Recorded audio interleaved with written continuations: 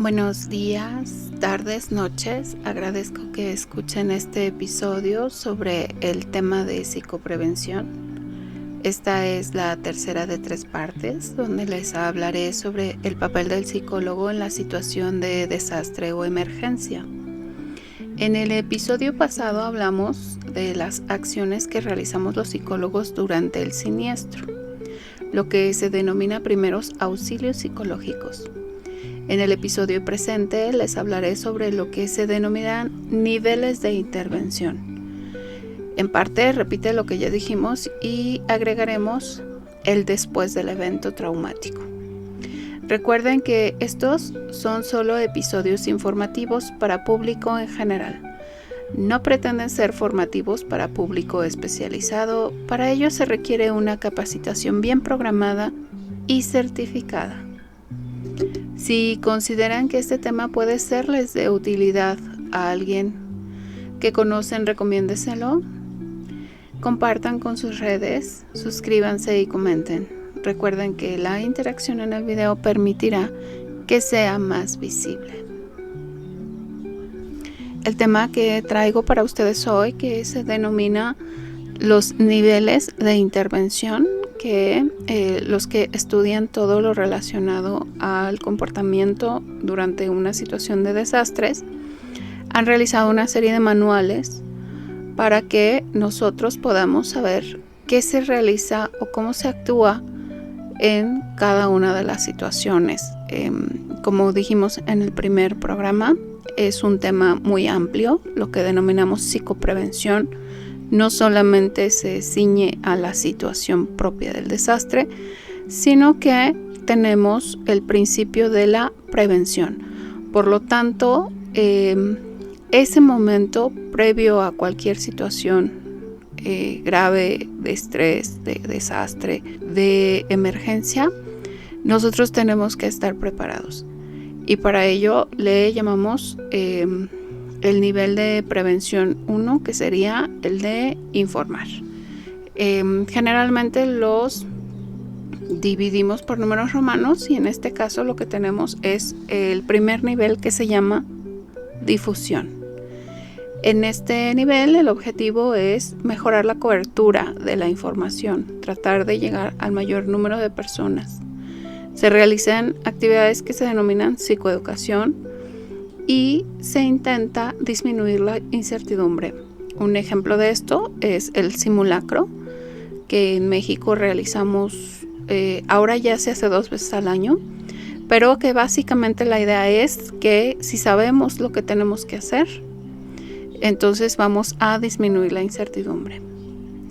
Se intenta beneficiar a toda la comunidad posible y las actividades que se realizan son psicoeducación, oferta de atención a través de los medios de comunicación oficiales, y lo realizan oficialmente. Las campañas se realizan por medio de las diferentes, en México por lo menos, las diferentes secretarías: Seguridad Pública, la Secretaría de Salud, o actividades que también, por ejemplo, de psicoeducación que realiza la SEP, o Protección Civil, bomberos, policías. La idea es que la diferente información que se puede proveer a la comunidad se haga por medio de canales oficiales de comunicación. Y lo que se intenta es llevar la información tanto al área de impacto como los alrededores. Por ejemplo, cuando se hacen las campañas contra el dengue, es una campaña que, aunque se realiza especialmente para aquellas zonas que más hay incidencia de mosquitos, las campañas se vuelven nacionales. Entonces la idea no es solamente de que la información llegue a un número reducido de personas, sino la idea es que sea lo más amplio posible. El segundo nivel de intervención se llama apoyo social. En la intención que tenemos, actuar cuando ya está ocurriendo una situación, es decir, este segundo nivel de apoyo social ya se refiere a que está ocurriendo la situación. Por lo tanto, el objetivo es facilitar la recuperación espontánea y la resiliencia de las personas. Es decir, no hacemos una intervención al 100% de la población, sino que esperamos que un grupo grande de la población salga de la situación de manera espontánea.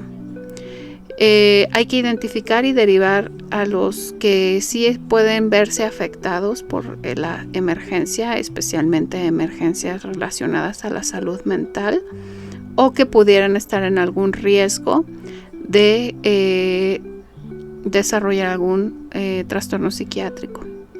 Las personas que se benefician son específicamente aquellos que están en la situación directamente o que están viviendo la situación de manera indirecta. Esto es, que no lo vivieron ellos, pero personas conocidas lo vivieron, y que actualmente, con las coberturas que se hacen en tiempo real, muy probablemente personas que no están en el lugar y que no tienen una relación directa con las víctimas también pueden verse afectadas como víctimas indirectas, por lo que entonces también se tienen que abrir canales de apoyo para las personas que sientan cierta inseguridad o ansiedad frente a un evento que están viendo de manera directa, ya sea en redes sociales o en la televisión. Las tareas que se realizan en el lugar son los primeros auxilios psicológicos y el triage psicológico, del que ya hablamos en el episodio anterior. Quienes realizan estas actividades especialmente son trabajadores sociales entrenados, coordinados y asesorados por el psicólogo de las emergencias en primeros auxilios psicológicos. Es decir, que cuando no se tiene idealmente debería haber el grupo de psicólogos de las emergencias, pero cuando no se tienen, se pueden capacitar al momento personas. Hay una serie de capacitaciones que se pueden realizar a las personas que pueden ser voluntarios, que van llegando a la situación y que quieren apoyar, y se les da una capacitación rápida para que puedan identificar a aquellas personas que pudieran estar requiriendo de los primeros auxilios psicológicos o de atenciones de intervención inmediata. Esto generalmente se le realizaría esta capacitación a voluntarios expertos en atención al público, como en este caso trabajadores sociales, policías, enfermeros, bomberos, incluso servidores públicos. Idealmente no utilizaríamos personas civiles. Sin embargo, en el caso de que se diera una situación realmente muy grave, sí se podrían involucrar algunos civiles. Los que sí no se pueden involucrar son personas que están indirectamente vinculadas a la situación. Es decir, por ejemplo, un familiar de alguien que haya estado en una situación de desastre, o un familiar de un desaparecido que esté en la situación propia del evento. Esas personas no las consideramos para la participación, para que nos apoyen, solamente aquellas personas que no están directamente involucradas, y eso ya sería en caso de que se requiriera más personal que no se tuviera. El lugar sería específicamente centros de afluencia del público, es decir, donde nosotros colocamos una campaña o un sitio de derivación donde decimos: aquí vamos a acomodar a las personas para poderlas atender. Ahí estaremos realizando los primeros auxilios psicológicos. Cuando tenemos uno o más criterios de señal en el triage, como ya vimos en el episodio pasado, que se van como prioridad 1, prioridad 2, etcétera. Cuando tenemos algo relacionado a que podría ser una persona, hacemos un criterio de derivación. Eso significa que lo vamos a enviar a algún siguiente nivel, ¿no? Entonces, por eso, o no lo vamos a dejar ir a su casa, sino que tenemos que atenderlo, ¿no? Esa sería la cuestión del criterio de derivación en el caso de que surgiera que la persona tiene una prioridad de atención. El tercer nivel de atención es el que se denomina manejo médico general.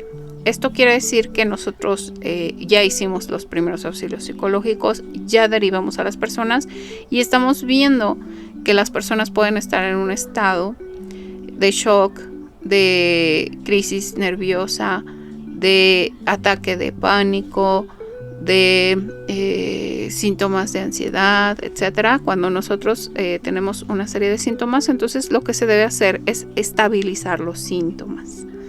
En ese momento nosotros pasamos a un siguiente nivel, que ya sería una evaluación psiquiátrica para determinar si el sujeto requiere de una hospitalización o se le puede estabilizar en el lugar o requiere de algún otro tipo de manejo. ¿Quién se beneficia de esta atención? Aquellas personas que se ven afectadas con síntomas muy intensos o en riesgo de desarrollar algún trastorno psiquiátrico. Si en la entrevista tenemos una persona con vulnerabilidad psíquica, es decir, que ya ha tenido algún tipo de crisis en el pasado, está en un duelo o ha tenido una situación previa, nosotros tenemos que considerar el riesgo. Se puede utilizar farmacoterapia o se puede considerar la hospitalización a partir de un diagnóstico psiquiátrico. Esto quiere decir que primero en este nivel lo está viendo un médico general, no lo está viendo un psiquiatra. Nosotros en el triage, en el sitio, lo derivamos a atención médica general porque consideramos que pudiera beneficiarse de algún tipo de atención hospitalaria.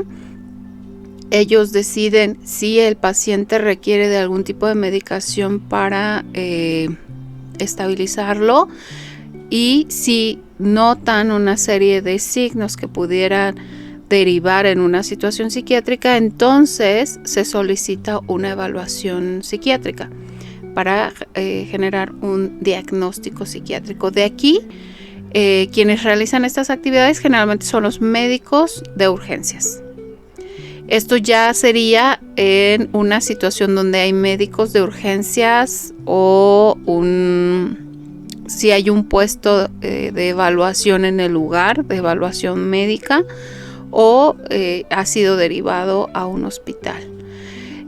Aquí el criterio de derivación, es decir, donde el médico toma la decisión de pasarlo a otro especialista, sería porque identificara algún tipo de trastorno de estrés postraumático, trastorno de ansiedad o depresión mayor, o considera una hospitalización. Recordemos también que algunos pacientes pueden entrar en una crisis de psicosis si es que tienen una vulnerabilidad al respecto.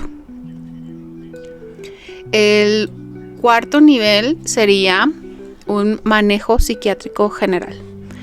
En este sentido, estaríamos hablando de que la persona que vivió el evento directamente se ve tan afectada que en urgencias no pudo ser estabilizado y entonces se le deriva a especialidad de psiquiatría.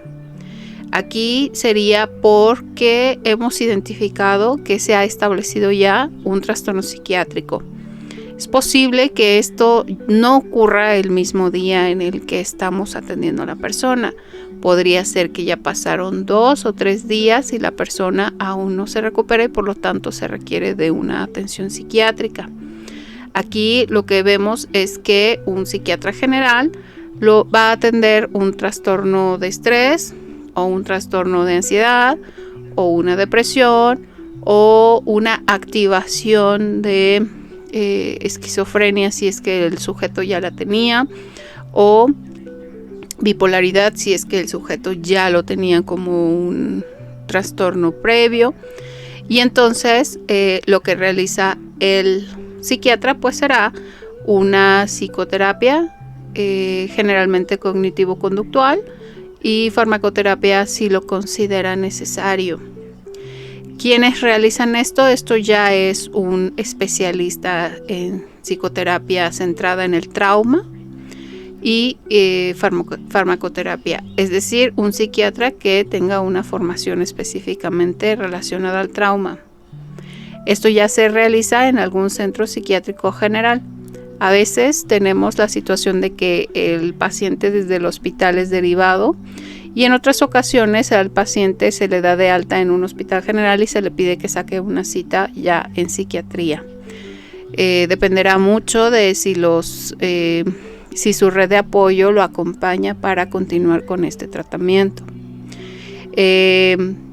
Aquí esperaríamos que el paciente se recuperara, se estabilizara, pero si fuese el caso en que el paciente no responde positivamente al tratamiento, a esto se le denomina refractariedad, es decir, que al tratamiento clínico típico de atención al trauma en pacientes premórbidos, es decir, que ya tenían de antemano un trastorno psiquiátrico y el tratamiento, la psicoterapia centrada en el trauma no le está funcionando, entonces se deriva hacia otro nivel, que sería manejo psiquiátrico por expertos.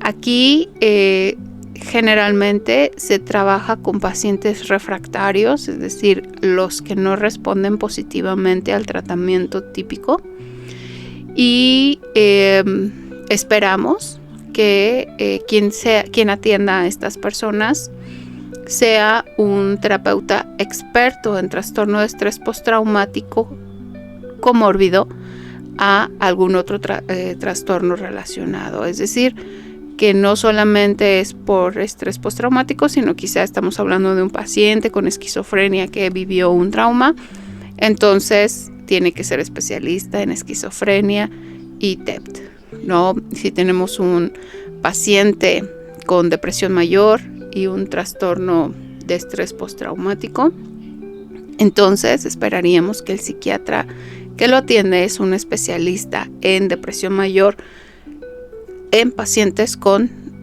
trastorno de estrés postraumático. Aquí en general se atienden con diferentes tipos de psicoterapia y farmacoterapia que se llegan a denominar experimentales, pero por experimentales no piensen ustedes que se trata de conejillos de indias a los cuales los tienen amarrados y les hacen cosas de experimentos. Se llaman experimentales porque se utilizan o se han utilizado en muy poca población. Se ha visto que ha tenido resultado en un grupo de personas reducido, que no se puede extender su uso hacia el público en general porque no se tienen los suficientes estudios para decir que funciona.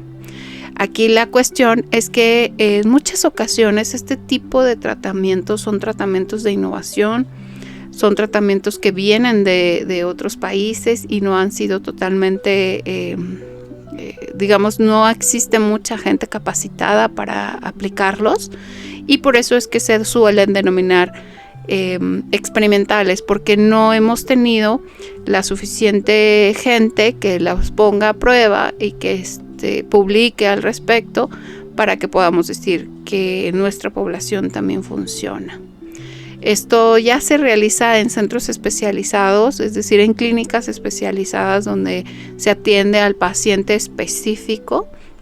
Esto puede ser paciente límite con trastorno límite de la personalidad que además ha vivido otros traumas recientes, porque recordemos que el paciente límite de la personalidad desarrolló su trastorno a partir de traumas infantiles relacionados principalmente al abuso físico, emocional, psicológico, siendo muy infante. Entonces,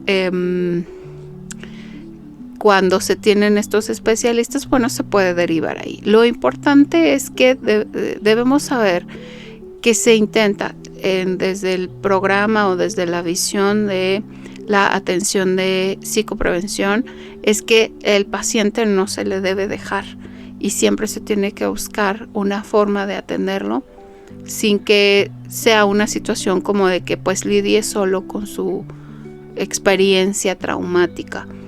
En nuestro país hay poquitas personas que se dedican a estas cosas. Tenemos, por ejemplo, en el Instituto Nacional de Psiquiatría Ramón de la Fuente, algunos especialistas que trabajan con trastorno de estrés postraumático. Pocos han podido capacitarse porque en muchas ocasiones se tienen que capacitar con sus propios recursos, y muchas de las capacitaciones de atención en trauma se dan en Europa, algunos se dan en inglés. Entonces a veces resulta un poco complejo que todos los profesionales de la salud mental accedan a estos tratamientos, precisamente porque requieren la capacitación en el extranjero. Se trata desde la pandemia de que haya más información al respecto, y sin embargo pues todavía adolecemos un poco de qué atención se le puede dar a las personas post-trauma. Este es un modelo que se ha realizado desde hace muchísimo tiempo en otros países. Es el modelo de atención de intervención en situación de desastres, y que difícilmente lo vemos sistemático en nuestro país. A veces el problema es que ni siquiera está estructurado completamente, ¿no? Pocas instituciones tienen la estructura completa. No es suficiente decir ahí están las instituciones de salud mental para que vayan los pacientes, cuando en realidad los pacientes no tienen ni idea de cuáles son esos síntomas, ¿no? Entonces creo que es importante que hablemos de los síntomas. Si ustedes han presenciado una situación difícil de asimilar, no están en el lugar, no lo vivieron directamente, no se pueden considerar víctimas directas, pero han accedido a una información demasiado detallada de la situación. Esto puede ser por videos de redes sociales, esto puede ser porque alguien más les está contando, y ustedes comienzan a desarrollar una serie de incomodidades que se empiezan a extender en el tiempo. Eso podríamos decir que les está afectando y les está generando algún tipo de ansiedad. No necesariamente un trastorno de estrés postraumático, pero sí una ansiedad frente al trauma. Esto también está descrito en algunos de los manuales de psiquiatría como ansiedad por enfermedad o ansiedad por situación contextual. Esto implicaría que por ejemplo, las personas que están en una situación de violencia, como puede ser el norte del país en México, o como puede ser la información que tenemos de países que están en guerra, o eventos accidentales que ocurren. Hemos tenido información recientemente sobre inundaciones, sobre gente que queda atrapada en sus autos, sobre la explosión de gas de la pipa en Ixtapalapa. O sea, hemos tenido varias situaciones en las cuales generan cierto conflicto en las personas. Entonces, ¿cómo saber si eso ya está generando en mí una ansiedad que requiere de algún tipo de atención psiquiátrica o de terapia psicológica? Hay diferentes tipos de síntomas. En general los solemos dividir en apartados, más o menos como para poder tener una descripción. La persona no se va a poner a decirnos, mire, en el área fisiológica siento, ¿no? Pero para nosotros, como especialistas en esto, lo dividimos de esta manera un poco para hacer una diferenciación entre los diferentes trastornos que se pueden presentar. Entonces tenemos primero las llamadas síntomas cognitivos, ¿no? Aquí lo que podemos observar es que las personas empiezan a tener dificultad para tomar decisiones, dificultad para concentrarse, distracción fácil, algunas ideas de culpa, pensamientos desorganizados, algunas dificultades en la memoria, pensamientos obsesivos, perseveración o bloqueo de pensamiento. En general, varias de estas actividades se suelen notar hacia la primera semana de ocurrido el evento. Los primeros días uno cree que es normal sentirse así, pero conforme va pasando el tiempo y esto va permaneciendo, entonces es cuando podemos decir que se requiere de la atención de un especialista. Los síntomas fisiológicos suelen ser sequedad de la boca, taquicardias, sudoración o disnea, tensión muscular y alteraciones gastrointestinales. Si empezamos a tener esta serie de problemas a días posteriores al evento, que pasadas una semana, 2 semanas, 3 semanas, nosotros vemos que los síntomas no solo no disminuyen, sino que comienzan a aumentar. Entonces es importante acudir a un especialista. Entre los síntomas motores tenemos agitación psicomotriz o temblores, hiperactividad, autoagresividad, llanto. A veces tenemos labilidad emocional, entonces es importante considerar que puede ser normal estos sentimientos los primeros días, pero conforme pasa el tiempo debe ir disminuyendo. Los síntomas emocionales se consideran ansiedad, tristeza, miedo, sensación de indefensión, desesperanza, enfado o vacío, culpabilidad, irritabilidad, negación y vergüenza. Estas emociones al principio se pueden sentir como la sensación de la sobrevivencia, haber sobrevivido y tener mucho miedo de no haberlo logrado. Imaginarse que de repente no hubiera yo podido lograrlo, y entonces la persona aumenta las sensaciones. Estos sentimientos, estas emociones que se pueden llegar a sentir, alimentan los síntomas físicos. Esto es lo que le llamamos el círculo vicioso. Ciertos pensamientos alimentan las emociones y también los síntomas físicos. Entonces, por eso en muchas ocasiones se puede sentir con mayor intensidad. Entonces, la idea es que una vez que ha pasado el evento, si yo no estuve directamente involucrado en el evento, pero tengo estas sensaciones, es muy importante considerar que probablemente ya había algo antes y esto detonó emociones o situaciones de salud mental que yo tenía previas. Si estuve directamente relacionado con el evento, entonces es normal que se sientan. Lo importante es observar que esto vaya disminuyendo. En cuanto esto afecte de manera importante el estilo de vida, mi desarrollo personal, mi interacción con las personas, entonces es importante acudir a un especialista. Gracias por llegar al final de estos 3 episodios. Si les interesa el tema o les interesa alguna técnica para ir disminuyendo estos síntomas cuando no son muy graves, déjenlo en los comentarios y haremos un video al respecto. Amigos, escuchas de Principio de Realidad, les agradezco que hayan llegado al final. Les espero en el próximo episodio y les pido que compartan este episodio, le den me gusta y se suscriban al canal. Así llegaremos a más personas. No se olviden dejar su opinión o sugerencia. Nos vemos en el próximo video.